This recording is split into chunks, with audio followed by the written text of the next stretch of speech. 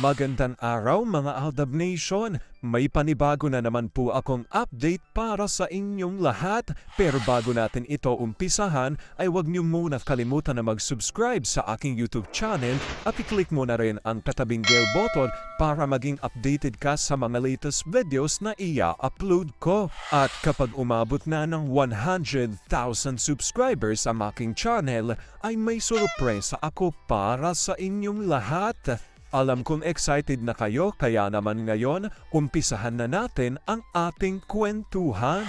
Ang pag-uusapan natin ngayong araw na ito kung saan May Chard busy ngayon at lilipat na sa bago nilang tahanan.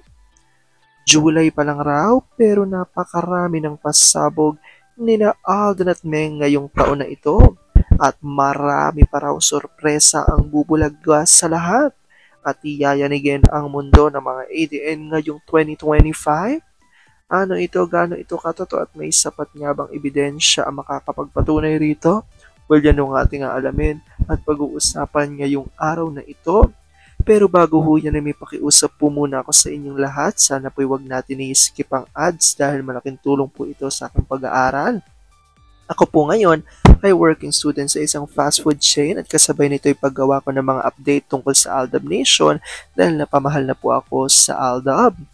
At ngayon po, hindi man ganong kalaki ang kinikita ko dito sa aking pag-YouTube ay nakakatulong po ito para sa aking allowance. Kaya sana po ay wag natin i-skip ang ads. Ngayon pa lang po, maraming salamat na sa inyong lahat, mga Aldab Nation.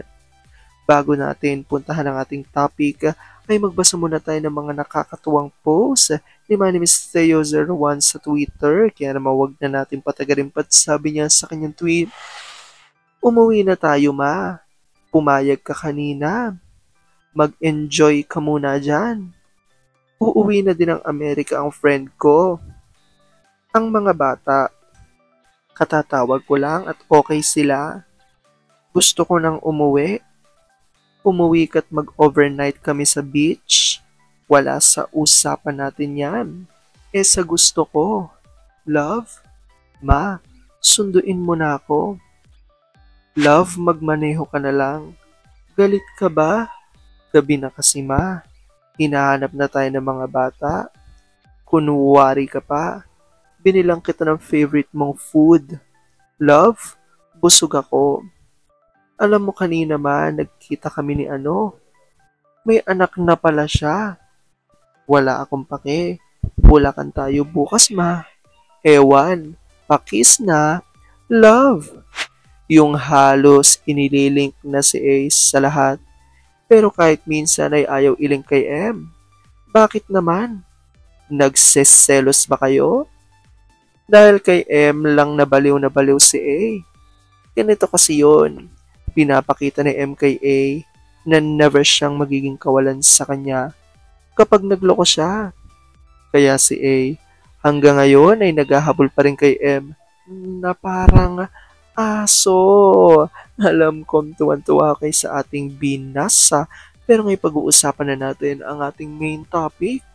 Oops, wait lang, saglit lang to. May ipapaalala lang ako. Para sa mga bago pa lang sa aking channel, huwag niyong kalimutan na mag-subscribe sa aking YouTube channel at i-click nyo na rin ang notification bell para lagi kayong updated sa mga latest videos na i-upload ko at para maging parte na rin kayo ng aking Fanatics Channel family. Well, alam kong super excited na kayo sa ating kwentuhan, kaya naman dumako na tayo sa ating main topic.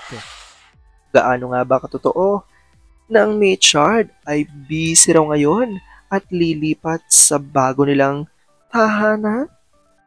July pa lang, pero napakarami ng pasabog nina Alden at Meng ngayong taon na ito. Madami pa raw sorpresa at iyayanigin ang mundo ng mga Aldab Nation ngayong 2025. Gaano ito katotoo at may sapat nga bang ebidensya ang makakapagpatunay rito? Well, yan ang ating aalamin at pag-uusapan ngayong araw na ito. Alam kong super excited na kayong malaman yan, kaya naman wag na natin patagalin pa.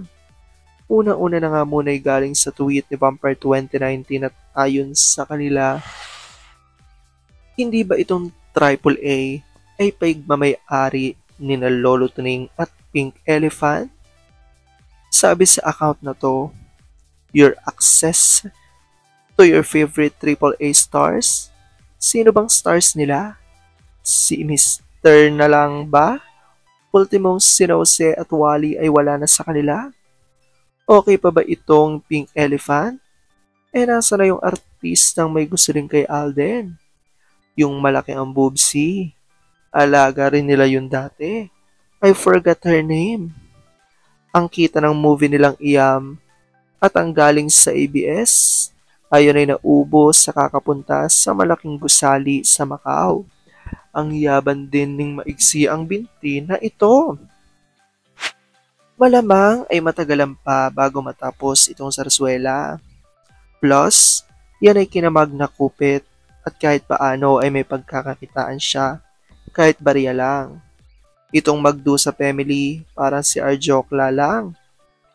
Nag-iisang tanging pamilya na ayaw bitawan ng sarsuela. Nakakasuka sila.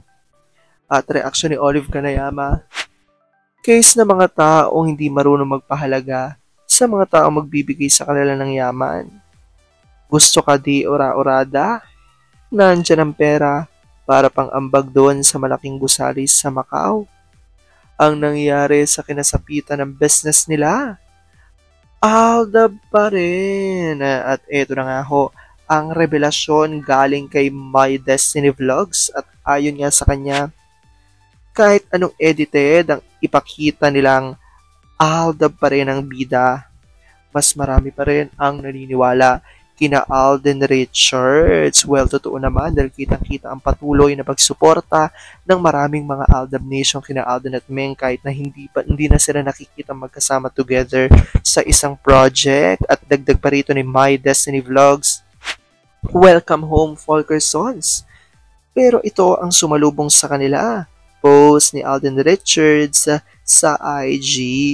At balita ngang nakauwi na nga raw sa bahay ang Fulkerson family dahil alam naman natin na nagkaroon sila ng bonding together at sila nga ay nagbakasyon dito sa London at ngayon nga raw ay nasa Pinas na muli ang Fulkerson family.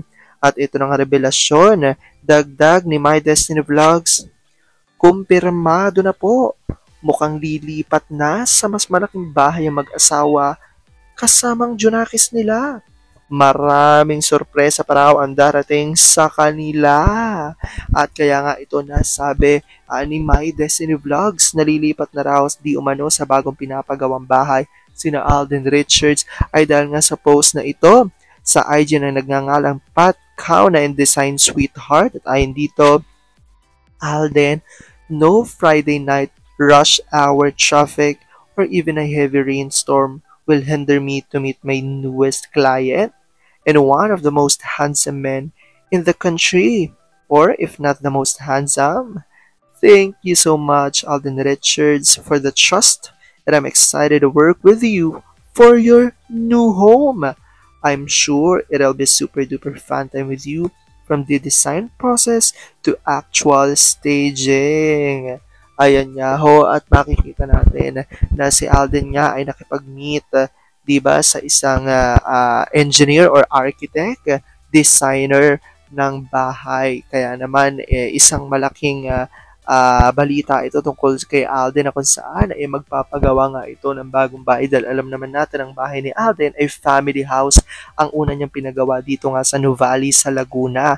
Kaya siguro it's time na para gumawa si Alden ng bahay na sarili niya at pwedeng pagsimulaan di ba, ng bagong buhay ng kanilang pamilya. So ayan niya, at makikita rito kumpirmado raw na nagpapagawa si Alden ng bagong bahay at ayon sa mga Aldab Nation, di umano ay bagong bahay nila ito ni Mengay. Well, comment down below dyan guys kung ano po opinion nyo patungkol dito.